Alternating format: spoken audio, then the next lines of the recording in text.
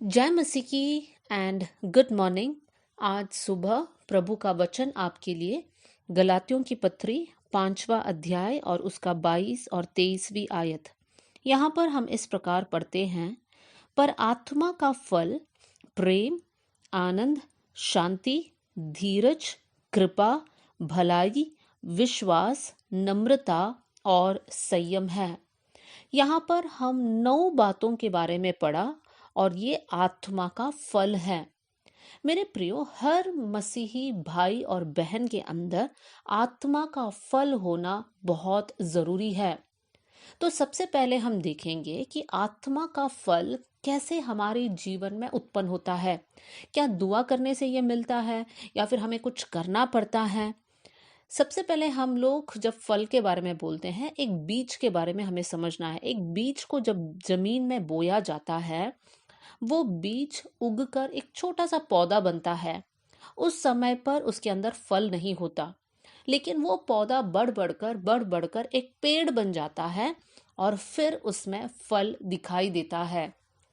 वैसे ही एक मसीही भाई या मसीही बहन के अंदर जैसे ही वो विश्वास में आते हैं, उनके अंदर आत्मा का फल दिखाई नहीं देगा। जब वो लोग प्रभु में बढ़ने लगेंगे, प्रभु में जड़ पकड़ेंगे, धीरे धीरे परिपक्व बनने लगेंगे, तब उनके जीवन से आत्मा का फल दिखाई देगा।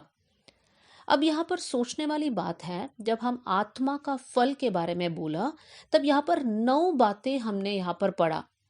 क्या ये 9 अलग अलग फल है? अगर हम लोग ध्यान से देखेंगे, यहाँ पे लिखा है आत्मा का फल, फ्रूट ऑफ द स्पिरिट। मतलब एक ही फल है, बहुत सारे फल नहीं है। इसका मतलब जब हमारे अंदर फल उत्पन्न होना है, ऐसे हम लोग समझते हैं, तो ये नहीं कि सिर्फ प्रेम होना है, शांति नहीं है तो भी चलेगा। ऐसा नहीं है कि भलाई करना चाहिए, विश्वास नहीं है तो भी चलेगा। ऐसे नहीं चलेगा मेरे प्रिय भाई बहनों।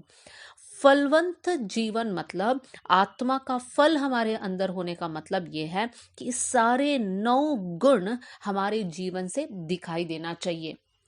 इस बात को और अच्छे से समझाने के लिए एक संतरा का उदाहरण मैं आपके सामने रखना चाहती हूँ। एक ऑरेंज जो फल है, जब ऑरेंज का या संतरा का फल को हम लोग खोलते हैं, उसमें बहुत सारे अलग अलग पीसेस होते हैं। एक पीस को निकालकर मैं ये नहीं बोल सकती हूँ ये है संतरा का फल। वो तो संतरा का एक भाग है। संतरा का फल तब होता है जब सारे पीसेस एक साथ आते हैं। वैसे ही आत्मा का फल का मतलब है जब सारे गुण एक साथ हमारे जीवन से दिखाई देता है, तब हम कहते हैं कि हमारे अंदर आत्मा का फल है। तो हो सकता है जब आप बढ़ रहे हैं, आपके अंदर कुछ 1 या 2 स्वभाव की कमी होगी। जैसे आपके अंदर संयम की कमी होगी या धीरज की कमी होगी, लेकिन आपके अंदर प्रेम हो सकता है। उसका मतलब ये है कि हमें और भी बढ़ना है। प्रभु की आत्मा को वो आजादी देना है कि प्रभु की आत्मा हमारे अंदर कार्य करे। हमारे जीवन में जो जो बातें सुधारना है, प्रभु की आत्मा हमें बताएगा।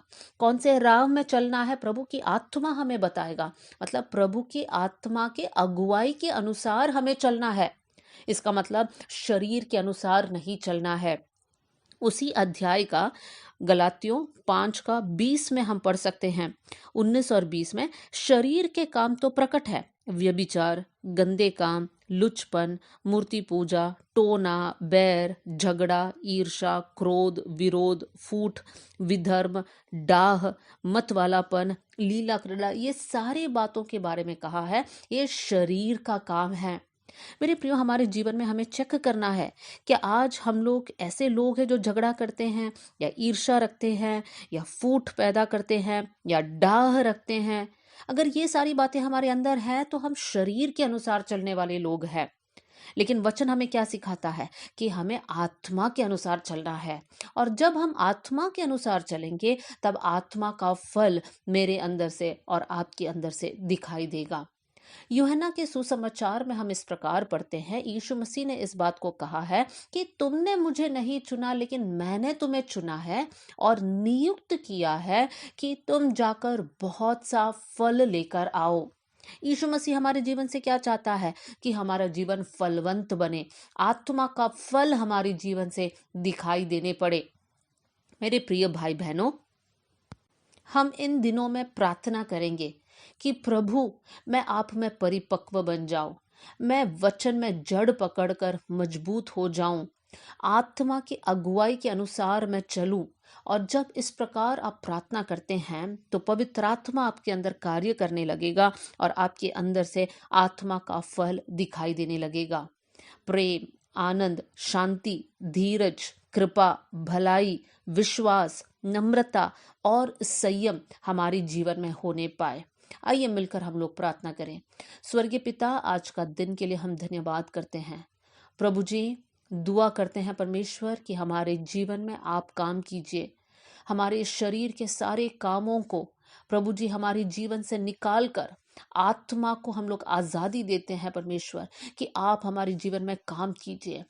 आपके जैसे हमें बनाना प्रभु जी, प्रभु जी हमें पवित्र बनाना प्रभु।